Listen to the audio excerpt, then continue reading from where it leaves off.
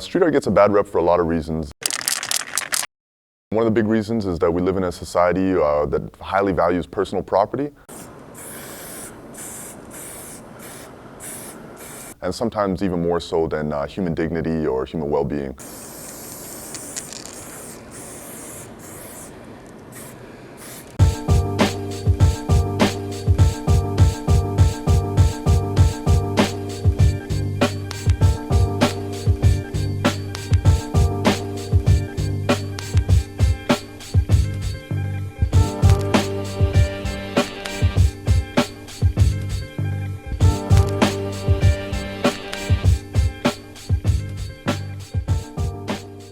So my name is Adrian Alexander Louden. I'm a painter. Right now I live in the Edmonton area. What you're about to see is a documentary put together by my friend Dave. He followed me around for like a month. Just as I was getting ready for what was a big event for me. It was my first gallery show. And it's at the 2 Gallery, and it's the 5 Artists, 1 Love show. And it's an event put on every year by David.N.O, who's a curator. And they do it for Black History Month, so they ask 5 local Black artists to come out.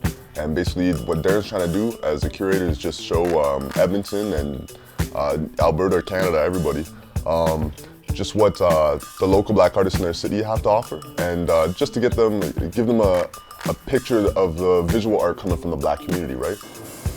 I think people could probably see the influence of the foundation. You know, I did a lot of street art, like I said, growing up, or graffiti, whatever you want to call it.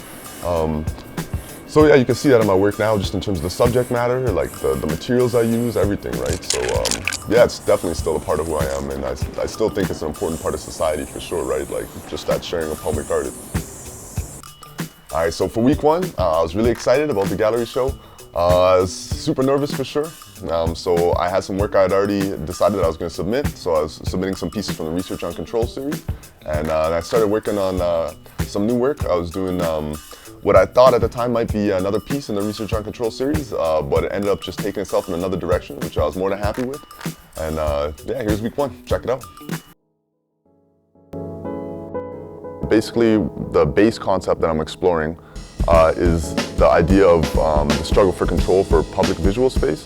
So people are constantly struggling. There's many groups at play, but I mean, they're always struggling to control the aesthetic of the space around them. So just to basically control the way their environment looks, right? And so you can see this on a variety of levels, but the one that I chose to analyze it on within this series, within this body of work, is basically graffiti and then the people that clean it up. And so I think that there's a really interesting dynamic going on that deserves to be recorded, and is an important piece of information that says a lot about our culture and the politics of control of public visual space. So within the concept for the Research on Control series, the ambiguity of the figures in the foreground is a really important part of the idea there.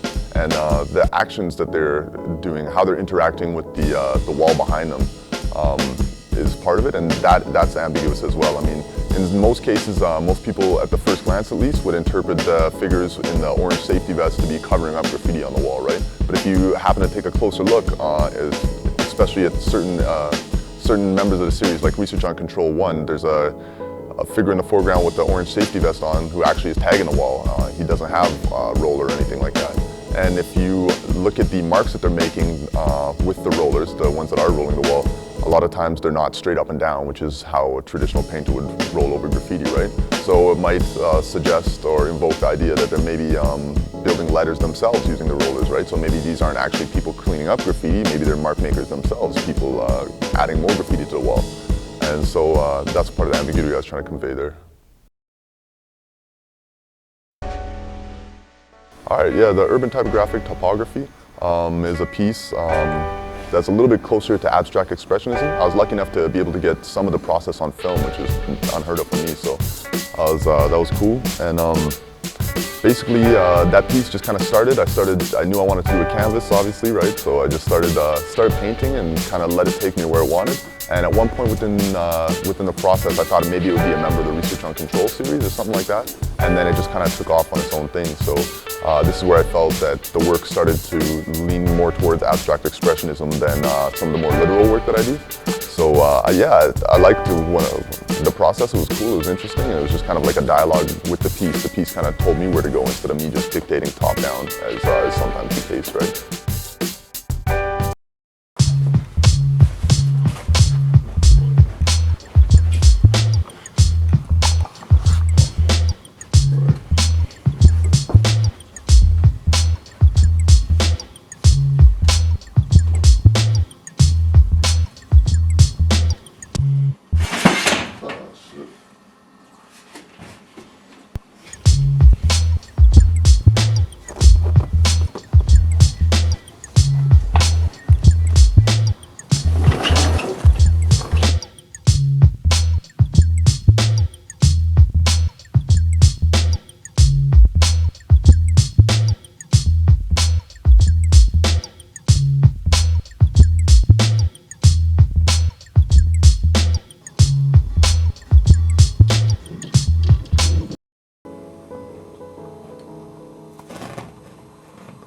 there's a lot of ways I try to represent the city in this. And so, I mean, there's really obvious ways like the style, the lettering is graffiti and stuff like that, and some of the methods I used to create, it's spray paint, stuff like that. And then also, but it's also like the city resisting that. So I mean, you have the hard geometric lines, stuff like that represent architectural forms. But also you can look at it like, one thing I did after I painted it, we talked the first time, like, you know, not always does the reasoning come to you like right after you paint something. You know, sometimes you just have to let yourself paint and then you realize what it is after, and then you can work with it more and then bring it more in the direction that you come to see and stuff. So week 2, it was pretty crazy. Had a lot of stuff going on. I was working on 2 new paintings. One is called The Prince, another one is called Definitions of the Self. And I was doing a lot of filming and also doing some press-related work. So I had my work in the Edmonton Journal. I was interviewed by C Magazine. I was on CJSR, the radio. So yeah, we had a lot going on. And then on the Saturday, I had the Latitude 53 Gallery show, which turned out to be really good. It was a dope event. So yeah, here it all is. Check it out. Yeah, with the painting The Prince, it's kind of hard to say, for me at least, where each element of it started. I mean, sometimes with some paintings with this one I can't really remember, to be honest.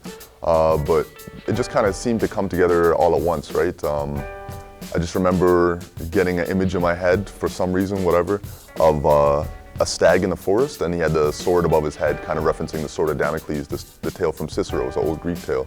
And yeah, I just kind of got that image in my head for whatever reason, and to me it said a lot, it spoke a lot just by itself, and so I wanted to make a painting based around that.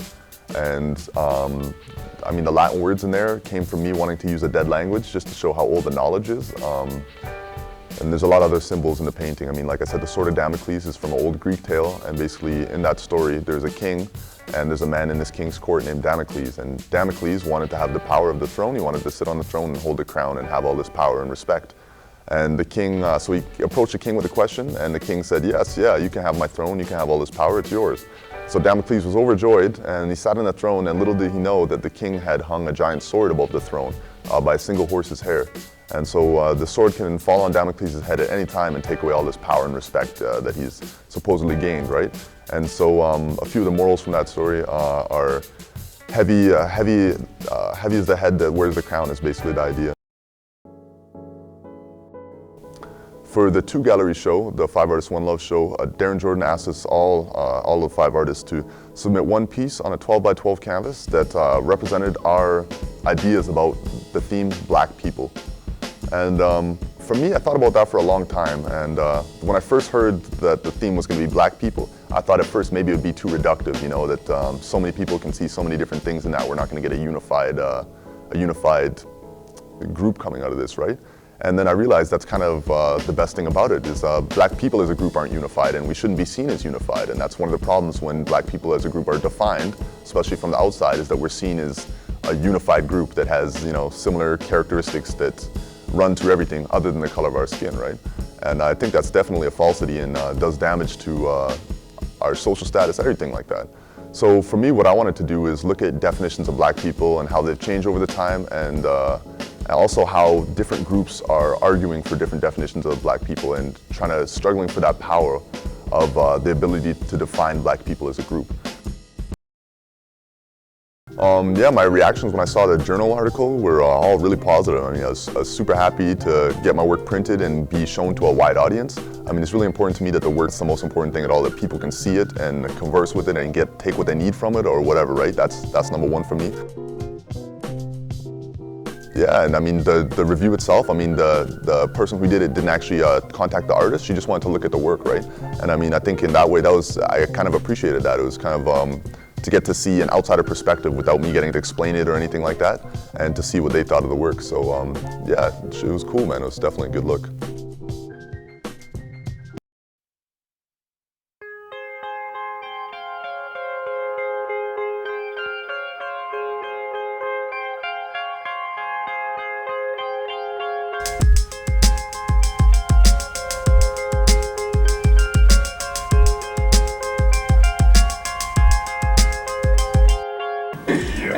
And we have Adrian, who I've dubbed the Young Cornell West, because it's the younger version of Cornell West. How you doing, Adrian? I'm chilling, man. I'm chilling. Trying to be smart like Cornell, man. Doing the damn thing, you know?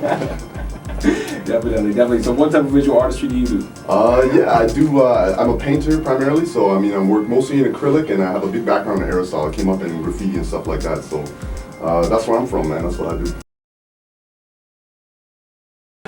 Alright, what's up? It's the Ladder 253 Gallery. Doing the hip hop in the park fundraiser. So yeah, we're just chopping it up, trying to get some stuff done, trying to get some funds together. It's a good organization. They put together a good event every year. So yeah, we're doing it up, man. Doing it big. Alright, man, it's cool. For real. That's doing good. Oh, they locked me out already. Doing some of that stuff, and then share stuff upcoming projects.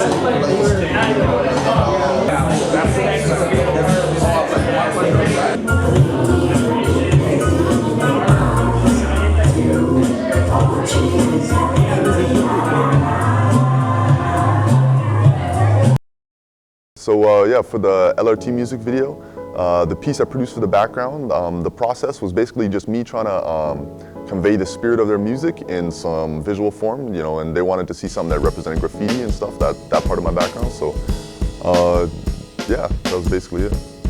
Big it up in your own home sound, cause we hold it down. Nothing like homegrown sound with profound next level slave devil type lyrics with the boom in the bass and the lift in your spirit. Now we moving forward and giving props to before, cause with no KRS it will be a closed door. It's time we gonna make a run weather and shine.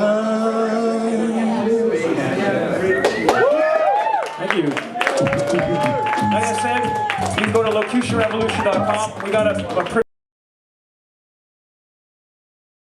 Week 3, it was cool. It was a little bit more chilled out than week 2 at least. In terms of the gallery, it was cool. Yeah, once the gallery show came through, it was really good, man. Like the whole event was really dope.